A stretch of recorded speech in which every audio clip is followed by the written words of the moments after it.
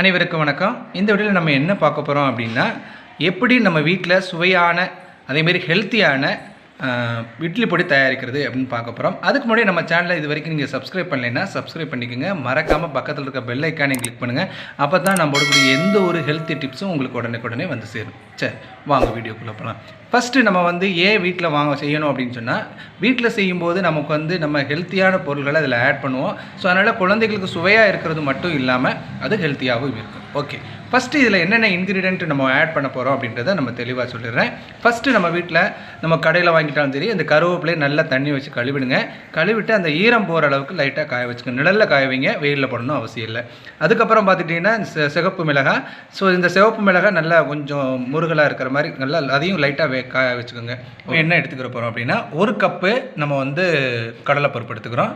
அடுத்து 1 கப்பு துவரம்பருப்பு எடுத்துக்கிறோம்.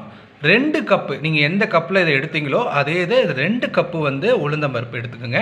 அடுத்து 1 கப்பு பொரிகடலை. இது உருட்டு பொருட்களையாக இருந்தாலும் சரி, உடைச்ச பொருட்களாக இருந்தாலும் சரி எடுத்துக்கலாம். அடுத்து 1 ஸ்பூன் எள்ளு. ஸோ எள்ளு இருந்துச்சுன்னா நல்லாயிருக்கும். ஸோ எடுத்துக்கலாம். அடுத்து பார்த்திங்கன்னா 1 ஸ்பூன் மிளகு எடுத்துக்கோங்க. ஸோ இது என்ன செய்யணும் அப்படின்னா, 1 ஸ்பூன் நல்லெண்ணெய் ஆட் பண்ணி உங்களுடைய வானலில் இதில் கருவேப்பிலையும் மிளகாவையும் லைட்டாக ஃப்ரை பண்ணி வச்சுக்கோங்க.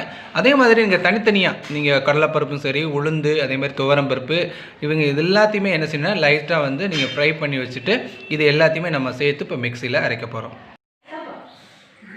இப்போ நான் என்ன பண்ணியிருக்கேன் அப்படின்னா, 1 ஸ்பூன் நல்லெண்ணெய் ஊற்றி கருவேப்பிலை அதே எண்ணெயை வச்சு நம்ம மிளகாயும் ஃப்ரை பண்ணி வச்சுருக்கேன்.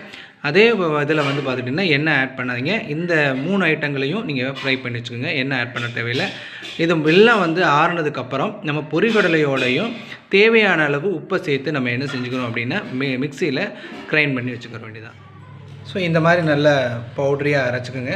ஸோ இது கலர் இருக்காது. ஏன்னா நம்ம வீட்டில் செய்கிறதுல கலர் இருக்காது. ஏன்னா கலரிங் ஆட் பண்ணுவாங்க கடையில் வாங்கும்போது. ஸோ இது நம்ம கலர் இல்லாமல் இருக்கும், ஆனால் டேஸ்ட்டாகவும் இருக்கும். அதேமாதிரி குழந்தைகளுக்கு ஹெல்த்தியாகவும் இருக்கும். ஓகேங்களா? ஸோ இந்த மாதிரியான டிப்ஸ் வேணும் அப்படின்னா நம்ம சேனலை சப்ஸ்கிரைப் பண்ணி வச்சுக்கோங்க. இந்த இன்ஃபர்மேஷனை மற்றவங்களுக்கும் ஷேர் பண்ணுங்கள். தேங்க்யூ.